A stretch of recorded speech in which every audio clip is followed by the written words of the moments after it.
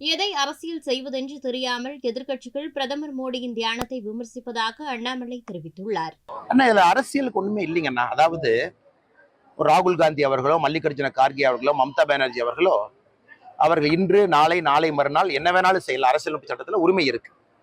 யாரும் தடுப்பதற்கு எங்களுக்கோ பத்திரிகை நண்பர்களுக்கோ உரிமை இல்லை, உங்களுக்கு தெரியும்.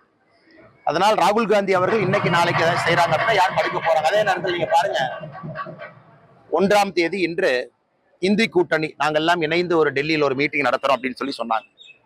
கடைசியில் அந்த மீட்டிங்க்கு முதலமைச்சர் ஸ்டாலின் அவங்க போகல, எந்த பெரிய தலைவர்களும் போகல. எல்லா கட்சியினுடைய 2ஆம் கட்ட தலைவர்கள் போறாங்க.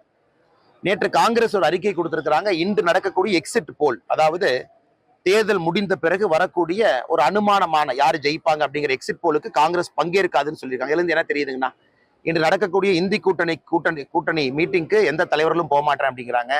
அதே நேரத்தில் எக்ஸிட் போலுக்கு காங்கிரஸ் கட்சி தன்னுடைய செய்தி தொடர்பாளர்கள் அனுப்ப மாட்டோம் என்று சொல்லியிருக்கிறார்கள். என்ன தெரியுதுங்கன்னா, the writing is on the wall என்று சொல்வார்கள். அதாவது இந்த 7வது கட்ட வாக்குப்பதிவு இது நடக்க மக்களுக்கு தெரியும் 543 கூட எந்த பக்கம் செல்லும் என்று. அதற்கு முன்பாகவே காங்கிரஸ் கிட்டத்தட்ட தன்னுடைய தோல்வியை ஒப்புக்கொள்வது போல இன்னைக்கு இந்தி கூட்டணி மீட்டிங்க்கு ஏன் ஸ்டாலின் அவங்க போறேன்னு சொன்னாங்க, நேத்து ஏன் போலின்னு சொன்னாங்கன்னா, ஏன்னா அவர்களுக்கும் தெரியும் தேர்தல் நடக்கும் வரைதான் அவங்களுடைய டிராமா. நாங்க ஜெயிச்சிருவோம், நாங்க துணை பிரதமரா வருவோம், எங்களுக்கு கேபினெட் மந்திரி. தேர்தல் நடந்து முடியும் பொழுது எல்லோருக்கும் தெரியும் பிரதமர் அவர்கள் 3வது முறையாக நிச்சயமாக வரப்போறாங்கன்னு தெரியும்.